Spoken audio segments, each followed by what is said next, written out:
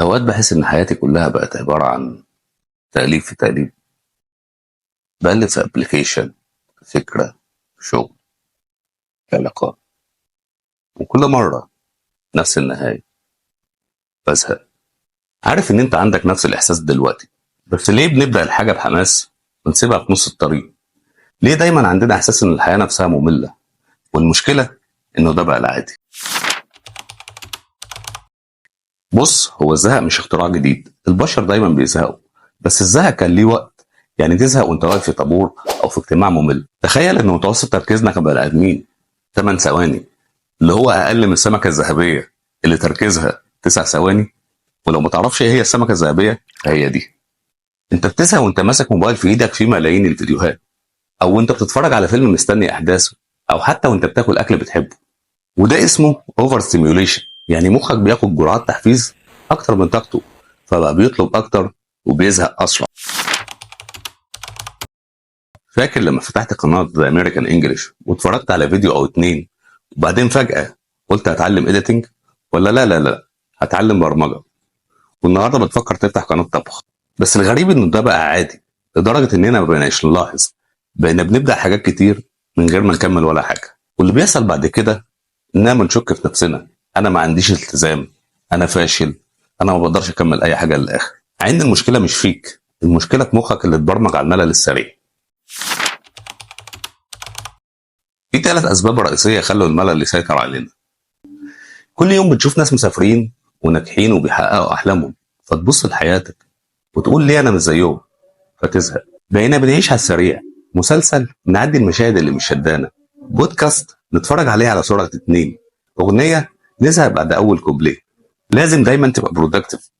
يعني لو قاعد بتتفرج على فيديو تافه بتحس بتأنيب ضمير، لو قاعد مش بتعمل حاجة تحس انك مش بتنجز. دماغك دايما بتفضل تلف تلف من غير ما ترتاح. الزهق مش بيخليك تسيب الحاجات، ده كمان بيخليك تشك في نفسك. ليه انا مش زي الناس؟ ليه كل ما ابدا حاجه اسيبها؟ والمشكله انك بدات تصدق انه ده العادي، وانك دايما بتزهق، وانه الزهق جزء من شخصيتك. لكن الحقيقه لا، اللي حواليك هو اللي بيغذي الزهق ده، مش انت. بص، الزهق مش شرط يكون حاجة وحشة، ممكن يكون علامة أو جرس إنذار إن في حاجة جواك مش لاقية مكانها. ساعات الزهق بيكون بداية. أغلب الناس اللي غيروا حياتهم كانوا في لحظة زهق. واحد زهق من شغله فبدأ مشروعه، حد زهق من علاقة مؤذية فوقف مع نفسه، حد مش عاجبه وضعه فبدأ يشتغل على نفسه. والفرق إنهم سألوا السؤال الصح: أنا زهقان ليه؟ الزهق مش آخر الطريق، الزهق علامة. لما بتزهق بتعمل إيه؟ بتهرب؟ بتسيب كل حاجة؟ ولا بتقف مع نفسك وتفكر شوية؟ الناس اللي بتستخدم الزهق كجي بي اس هي اللي بتوصل. لو فضلت تستهلك كل حاجة بسرعة هتزهق من كل حاجة.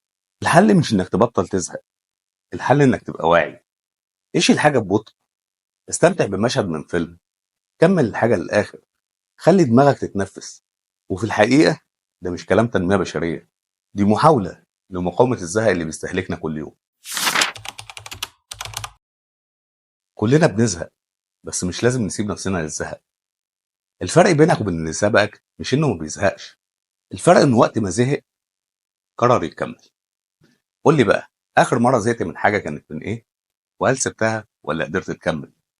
ولو وصلت النقطه دي من الفيديو ما تنساش تعمل لايك وتعمل سبسكرايب في القناه.